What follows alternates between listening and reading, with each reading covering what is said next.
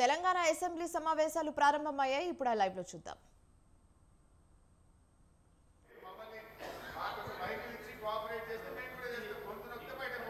కూర్చోండి please please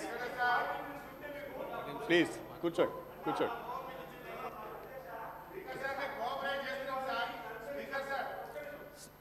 దేనికండి శ్రీనివాస్ గారు మాట్లాడేది ఏమున్నది దాంట్లో? ఏం లేదు, కూర్చోండి. ఏం మాట్లాడతారు? కూర్చోండి సార్. కడియం శ్రీహరి గారు.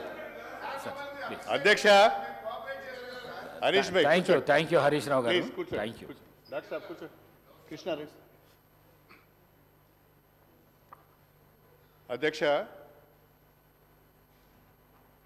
ఒక రెండు విషయాలు తమ దృష్టికి తీసుకురావాలని నా ఉద్దేశం. అధ్యక్ష, దయచేసి స్పీకర్ గారు అసెంబ్లీ 10 AM అంటే షార్ప్ 10 AMకు స్టార్ట్ చేయాలి. అధ్యక్ష, మనము 10:05, 10:10 ఇట్లా స్టార్ట్ చేస్తున్నాము. దయచేసి ఇక ముందు అది జరగొద్దు. ఎందుకంటే కనీసం అసెంబ్లీలోనైనా సమయపాలన ఉండాలి, జరగాలనేది నా కోరిక. తర్వాత రెండోది అధ్యక్ష, ఈరోజు బడ్జెట్ పైన చర్చ ఉన్నది. తప్పకుండా మన లెర్నర్ కొలీగ్ శ్రీధర్ బాబు గారు కోరం ఉంటట్టు ముందుగా చూసుకోవాలి. మేమేం చేస్తామంటే అధ్యక్ష, గతంలో మేము ఏం చేసేదంటే సభ్యులందరికీ ఫోన్లు చేసుకునేది. అధ్యక్ష, ఇవాళ ఇంపార్టెంట్ బిజినెస్ ఉన్నది, కోరం ఉండాలి. శ్రీధర్ బాబు గారు. అధ్యక్ష, గౌరవ సీనియర్ శాసనసభ్యులు వివిధ స్థాయిలో కూడా ప్రభుత్వ పరంగా ఉన్నారు. ఈరోజు కోరం కావాల్సింది పూర్తి స్థాయిలో కోరం మెంబర్స్ వారు బయటికి వెళ్ళినప్పటికీ కోరం ఉండే. అధ్యక్ష, 100% కోరం ఉన్నారు. No, not 23. Only 12 members are required as a quorum.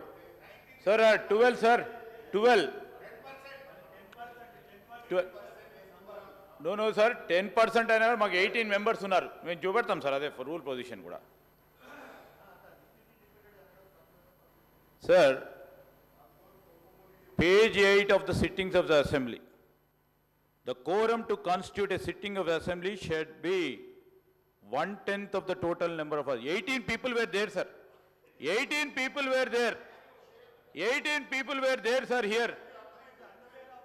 Unfair, sir, and people, the honorable members were here to, and వాళ్ళంతటా వాళ్ళు ఈ హౌస్ నడవద్దు, మేము మాట్లాడదలుచుకోలేదని బయటికి వెళ్ళారు. మీరే చూశారు, ప్రత్యక్షంగా కూడా చూశారు. దయచేసి పెద్దలు కడియం శ్రీహరి గారిని కోరుతా ఉన్నాము. కోరంకి సంబంధించిన అంశం విషయంకి వచ్చే వరకు 18 మంది శాసనసభ్యులు ఉండే సార్. మీరు కావాలనుకొని బయటికి వచ్చిన తర్వాత కానీ కోరం కూడా ఉండే. Definitely I take it in a positive sense sir. మీరు చెప్పింది కూడా రేపు పొద్దున్న నుంచి మేము 40 మందిని ఉంచేందుకు ప్రయత్నం చేస్తాం. అధ్యక్ష శ్రీధర్ బాబు గారు. అధ్యక్ష, శ్రీనివాస్ యాదవ్ గారు. ఇప్పుడు గౌరవ లెజిస్లేచర్ అఫేర్ మినిస్టర్ గారు 12 మంది అన్నారు. మళ్ళీ వాళ్ళే రూల్స్ చదివిన తర్వాత 10% అన్నారు. ఇప్పటికి వాళ్ళు 14 మంది ఉన్నారు. అధ్యక్ష, 14 మంది ఎంచుకోండి. ఇప్పుడు మా రిక్వెస్ట్ వల్ల ఏందో అధ్యక్ష, మేము పూర్తి స్థాయిలో కోఆపరేట్ చేస్తున్నాం. మాకు హౌస్ నడవాలనేటువంటి ఆలోచనతోనే మేము కోఆపరేట్ చేస్తున్నాం. నిన్న కూడా హరీబరీగా మీరు అసెంబ్లీ పెట్టినా కానీ మా సభ్యులు మాకు అవకాశం ఇవ్వకుండా బుల్డోజ్ చేసినా కానీ మేము కోఆపరేట్ చేస్తున్నాం. మేమేదో పనికిరాని రాజకీయాలు చేయాలి, బయటికి పోవాలనే ఆలోచన మాకు లేదు. అధ్యక్ష, దయచేసి లెజిస్లేచర్ అఫేర్ మినిస్టర్ గారికి నా రిక్వెస్ట్ ఏంటంటే sir, I stand correct. Better sir, I wish the house correct me, sir. 10% అంటే ఎంతమంది వస్తారు సార్? 12 members వస్తారు 117కి. 117కి 12 members వస్తారు సార్. But still we were 18 members. 119కి సార్ 119కి సార్ 119కి 12 members వస్తారు. హరీష్ రావు గారికి తెలిసినా కానీ కావాలని వారు బుల్డోజ్ చేస్తూ ఉంటారు. జనరల్లీ వారు చేసేది. ఆ ప్రశాంత్ రెడ్డి గారిని అడగండి, వారు కూడా లెజిస్లేటివ్ మంత్రిగా ఉన్నారు. 12 మంది శాసనసభ్యులే కోరము. వారికి తెలిసి కూడా పక్కన ఉన్న హరీష్ రావు గారికి పూర్తి స్థాయిలో తెలుసు బుల్డోజ్ చేయాలని బుల్డోజ్ చేస్తూ ఉంటారు. కానీ ఈరోజు నేను గౌరవ మాజీ మంత్రి గారిని శ్రీనివాస్ యాదవ్ గారిని కూడా రూల్ కోట్ చేశాను సార్. 119కి 10% ఈజ్ 12 మెంబర్స్. శ్రీనివాస్ యాదవ్ గారు. శాసనసభ వ్యవహారాల మంత్రి గారికి మేమేదో ఇబ్బంది పెట్టాలనేటువంటి ఆలోచన మాకు లేదండి. దయచేసి ఏంటంటే ఒక్కసారి కోరం లేదనేటువంటి ఆలోచనతోని మేము చెప్పినప్పుడు ఏంటంటే నెక్స్ట్ అయినా కానీ అటెన్షన్ ఉంటుంది. మీరే 12 మంది అంటుర్రు, మీరే 17 మంది అంటుర్రు, 117 అని మీరే అంటుర్రు. మా కోఆపరేట్ అది చేయాలనే ఆలోచనతోనే మేము సభ్యులం వచ్చినాం కదా. మా ఉద్దేశం అది కాదు అధ్యక్ష. ఎంఐఎంఐ వాళ్ళు ఉన్నారు సార్ అధ్యక్ష. 18 మెంబర్స్ అధ్యక్ష. లెక్క పెట్టాను. 18 మెంబర్స్ ఉన్న తర్వాత కూడా కావాలని చెప్పి ప్రజలకు తప్పుడు సమాచారం పోయే విధంగా అంత అనుభవం ఉన్న వాళ్ళు హరీష్ రావు ఉండే వాళ్ళు కూడా మాట్లాడడం అనేది చాలా బాధాకరమైన విషయం సార్. ఒక్క నిమిషం గౌరవ సభ్యులకు. మా ఉద్దేశం అబాస్పాలు చేయాలనే ఆలోచన ఉంటే మేము ఎందుకు వస్తాం అధ్యక్ష? మీరు మా ఉద్దేశం అది కాదు. మేము పూర్తి స్థాయిలో మీకు కోఆపరేట్ చేయడానికి మేము సిద్ధంగా ఉన్నాం అధ్యక్ష. దయచేసి మీ దృష్టిని ఆకర్షించాలనే ఉద్దేశంతో చెప్పిందే తప్ప ఏదో మిమ్మల్ని ఈ కోరం లేదని మేము బయటికి పోయినంత మాత్రాన అబాస్పాలు అవుతారని మేము అనుకోం కదా. దయచేసి పూర్తి స్థాయిలో మేము కోఆపరేట్ చేస్తామని చెప్పి నేను ఈ సందర్భంగా తెలియజేస్తాను. చాలా చాలా థ్యాంక్స్. గౌరవ సభ్యులకు విజ్ఞప్తి, తొందరగా మనం ఈ డిస్కషన్ కంప్లీట్ చేసుకుంటే చాలామంది కొత్త సభ్యులు ఉన్నారు. వాళ్ళకందరికీ ఈరోజు 0 అవర్ ఇచ్చి వాళ్ళ నియోజకవర్గ సమస్యల గురించి చెప్పుకునే అవకాశం కలిగిపిస్తామని చెప్పేసి మీ అందరితో కోరుకుంటూ పెద్దలు కడియం శ్రీహరి గారు మాట్లాడవలసిందిగా కోరుకుంటున్నాను. అధ్యక్ష,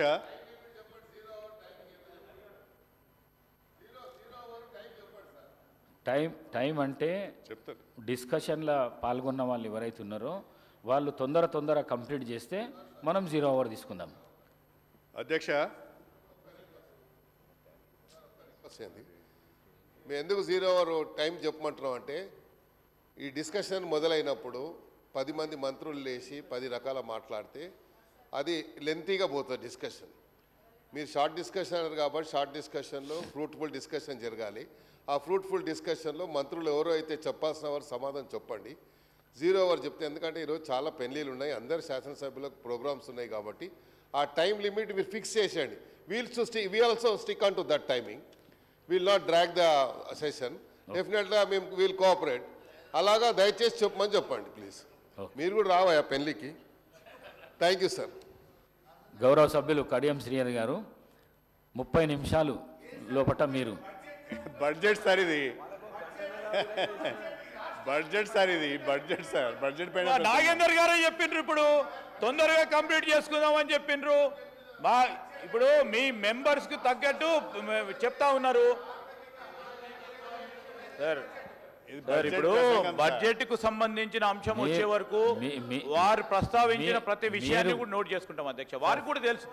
నేను అదే అంటున్నాను, హరీష్ రావు గారికి పూర్తి స్థాయిలో ప్రొసీజర్స్ తెలుసు. కాదు సార్ ఇప్పుడు నేనేమంటున్నా స్పీకర్ సార్, మీ అనుమతితోనే మీరు 30 నిమిషాలు టీఆర్ఎస్కు సంబంధించిన గౌరవ సభ్యులకి అవకాశం ఇచ్చిండ్రు. వారు 30 నిమిషాలు కాకుండా మీ అనుమతితో 5 నిమిషాలు మాట్లాడచ్చు. కానీ మీరు టైం లిమిట్ స్పెసిఫికేషన్ చేయకుంటే, టైం మీరు స్పెసిఫై చేయకుండా ఉంటే, మొన్న హరీష్ రావు గారు 2.5 గంటలు మాట్లాడినరు. టైం మెన్షన్ చేయకుండా ఉంటే ఆ విధమైన ప్రస్తావన వస్తుంది అధ్యక్ష. మీరు టైం మెన్షన్ చేయండి. మీ అనుమతితో నిజంగానే ఇంకేమైనా ప్రస్తావనలు వస్తే మేము తప్పకుండా స్వీకరించే అవకాశం ఉంటుంది, తీసుకుంటాం కూడా. గౌరవ సభ్యులు కడియం శ్రీహరి గారు మాట్లాడండి. మీరు మాట్లాడండి. టైం ఎక్కువైతే కూడా తీసుకుందాము. మాట్లాడండి. మీరు మాట్లాడండి. కూర్చోండి. కడియం శ్రీహరి గారు మాట్లాడండి. అధ్యక్ష, 10 అయింది అధ్యక్ష. నేను తప్పకుండా మీ ఆదేశాలను పాటిస్తాను. త్వరితగతిన గంట లోపల పూర్తి చేసే ప్రయత్నం చేస్తాను. కాకపోతే అటువైపు నుంచి కూడా ఇంటరప్షన్స్ లేకుంటుంటే బాగుంటుంది. 2 విషయాలు అధ్యక్ష.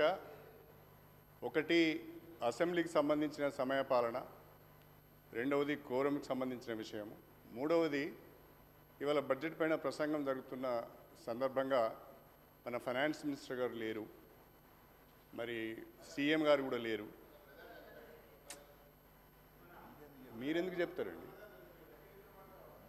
ఇవన్నీ కూడా అంటే దీంతో ఏం అర్థమవుతుందంటే ప్రభుత్వం ఎంత సీరియస్గా ఉన్నదో అర్థమవుతున్నది.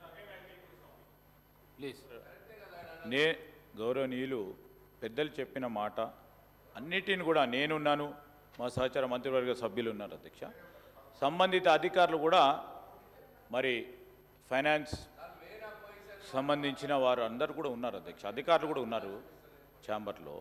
నేను గౌరవ సభ్యులను కోరుతా ఉన్నాను, వారికి మా డిప్యూటీ చీఫ్ మినిస్టర్ గారు, ఫైనాన్స్ మినిస్టర్ గారు కొన్ని కారణాల వల్ల రాలేకపోయారు. మరి వారితో సార్ రిప్లై వారు వచ్చినాక ఇస్తారు సార్, వస్తున్నారు sir, come on sir. Reply finance minister గారు ఇవ్వకుండా ఎవరికి ఇస్తారు sir? Definitely we will note it down sir, we will convey it and our officers are also there in the officers lounge, then will take. Only one officer is there. They are there. This shows your non-seriousness. అధ్యక్ష, ముందుగా 2024-25 vote on account budget పైన చర్చించే అవకాశం కల్పించినందుకు తమరికి ధన్యవాదాలు తెలుపుతూ, మా సోదరులు ఉప ముఖ్యమంత్రి అదేవిధంగా ఆర్థిక శాఖ మంత్రులు బట్టి విక్రమార్క గారు ఈ బడ్జెట్ ప్రవేశపెట్టినందుకు వారికి అభినందనలు కూడా తెలియజేస్తున్నాను. అధ్యక్ష, ప్రధానంగా ఈ బడ్జెట్ డాక్యుమెంట్లో అనేక రాజ్యాంగ పీఠికలు, అనేక మంది మహానుభావుల ప్రవచనాలు, సూక్తులు, దీంట్లో దాదాపు 6-7 ప్లేసెస్లో పొందుపరచడం జరిగింది. విక్రమార్క గారు ఉంటే అడుగుదామనుకున్నా, ఈ రాజ్యాంగ పీఠికకు, ఈ సూక్తులకు, దాని కింద ఉన్న మనం ఇచ్చిన సబ్జెక్టుకు కానీ మనం ఇచ్చిన మ్యాటర్కి కానీ ఉన్న రిలవెన్స్ ఏంది అని. కానీ వారు లేరు, అది బహుశా చెప్పేటాళ్ళు కూడా ఇక్కడ ఎవరు లేరు. ప్రధానంగా అధ్యక్ష, ఒక మాట మొదటి పేజీలోనే, మొదటి బడ్జెట్ బుక్ యొక్క మొదటి పేజీలోనే పౌరులెల్లరకు సామాజిక, ఆర్థిక, రాజకీయ న్యాయమును, భావము, భావ ప్రకటన, విశ్వాసము, ధర్మము, ఆరాధన, వీటి స్వాతంత్రమును, అంతస్తులోను, అవకాశంలోను సమానత్వమును చేకూర్చుటకు ఈ స్ఫూర్తితో మేము ముందుకు పోతామని ఒక మాట అన్నారు. చాలా సంతోషం. రెండవది ఏమన్నారు? కొందరి కోసం మాత్రమే అందరూ బతకాలి అనేది ఒక సూక్తిని వాడింది. దాన్ని ఏమన్నారు మార్చి, అందరి కోసం మనమందరం అనే సూక్తితోనే వెళ్ళాలి అని అన్నారు. Good, we will welcome it. తర్వాత మహాత్మా గాంధీని కోట్ చేశారు, తర్వాత యాడమ్ స్మిత్ను కోట్ చేశారు, తర్వాత లూథర్ కింగ్ను కోట్ చేశారు, తర్వాత ఇంకో దిక్కున అంబేద్కర్ను కూడా కోట్ చేశారు. ఇవన్నీ ఈరోజు అంటే వీరి ఉద్దేశం ఏంటి అంటే, దీని ద్వారా నేను అర్థం చేసుకునే విషయం ఏంటి అంటే, ఈరోజు వరకు కూడా సమాజంలో ఆర్థిక, రాజకీయ, సామాజిక సమానత్వం రాలేదు, దీని కొరకు మేము ప్రయత్నం చేస్తాము అనే విధంగా వారు మాట్లాడినలు. ప్రభుత్వం ఆ ప్రయత్నం చేయవలసిన అవసరం కూడా ఉన్నది. కానీ ఇది ఎట్లా ఉంది అంటే, కాంగ్రెస్ పార్టీ ఈరోజే పుట్టినట్టు, ఈరోజే కాంగ్రెస్ పార్టీ అధికారంలోకి వచ్చినట్టు, గత చరిత్రతోని కాంగ్రెస్ పార్టీకి సంబంధం లేదన్నట్టుగా మాట్లాడడమే చాలా విడ్డూరంగా ఉంది. స్వతంత్ర భారతదేశంలో అత్యధిక సంవత్సరాలు కేంద్రంలో, రాష్ట్రంలో అధికారంలో ఉన్నది కాంగ్రెస్ పార్టీ.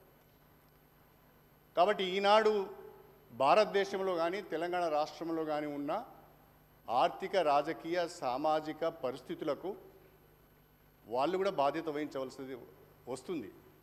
మాకు బాధ్యత లేదని తప్పించుకోవడానికి అవకాశం లేదు. ఇవాళ దేశంలో పేదరికం ఉన్నది, దేశంలో ఆర్థిక అసమానతలు ఉన్నాయి, దేశంలో సామాజిక అసమానతలు ఉన్నాయి, రాజకీయ అసమానతలు ఉన్నాయి. వీటన్నిటికీ పాలకులు అందరూ కూడా బాధ్యులు అనే విషయాన్ని మర్చిపోవద్దు. అందులో ఎక్కువ బాధ్యత కాంగ్రెస్ పార్టీకి ఉంటుందనే విషయాన్ని కూడా మర్చిపోవద్దు అని చెప్పి నేను ఈ సందర్భంగా కోరుతున్నా. అదేవిధంగా అధ్యక్ష, పారా 6లో శ్రీధర్ బాబు గారు ఇవన్నీ కొంచెం మీరు వినాలి. మీరు రాసుకుంటా అన్నారు. మళ్ళా పారా 6లో ఒక మాట వాడారు అధ్యక్ష. తెలంగాణ ప్రజల దశాబ్దాల ఆకాంక్షను గౌరవిస్తూ 2014లో ప్రత్యేక రాష్ట్రాన్ని ఏర్పాటు చేసిన నాటి యూపీఏ ప్రభుత్వానికి, ఈ ప్రక్రియలో కీలక పాత్ర పోషించిన నాటి యూపీఏ చైర్పర్సన్ శ్రీమతి సోనియా గాంధీ గారికి మరియు నాటి ప్రధాని డాక్టర్ మన్మోహన్ సింగ్ గారికి 4 కోట్ల తెలంగాణ ప్రజల తరఫున కృతజ్ఞతలు తెలియజేస్తున్నామని చెప్పారు. ఆనాటి ఉద్యమ నాయకుడు మాజీ సీఎం శ్రీ కల్వకుంట్ల చంద్రశేఖరరావు గారు కూడా తెలంగాణ రాష్ట్రాన్ని ఇచ్చిన సోనియా గాంధీ గారికి కృతజ్ఞతలు తెలియజేయడం జరిగింది. కానీ ఈ తెలంగాణ ఉద్యమంలో కోట్ల మంది తెలంగాణ ప్రజలు పాల్గొన్నారు. బ్రహ్మాండంగా తెలంగాణ తొలిదశ మలిదశ ఉద్యమాలు జరిగినాయి. 14 సంవత్సరాలుగా మలిదశ ఉద్యమం జరిగింది. తెలంగాణ మలిదశ ఉద్యమానికి నాయకత్వం వహించిన నాయకుడు కేసీఆర్ గారు. కానీ ఆ కేసీఆర్ గారు, తెలంగాణ తెచ్చిన కేసీఆర్ గారినే దీంట్లో మర్చిపోవడం బాధాకరము, విచారకరము అని చెప్పి నేను ఈ సందర్భంగా తెలియజేస్తున్నాను. ఇంకొక మాట వాడుతున్న అధ్యక్ష, ఎక్కడ చూసినా ఒక మాట ఇందిరమ్మ రాజ్యం ఇందిరమ్మ రాజ్యం ఇందిరమ్మ రాజ్యం అని వాడుతున్నారు. ఫైన్, కాంగ్రెస్ పార్టీ వాళ్ళు ఇందిరమ్మ రాజ్యం అనే మాట వాడతారు. ఇందిరమ్మ రాజ్యం అంటే ఏంది అధ్యక్ష? ఇందిరమ్మ రాజ్యంలో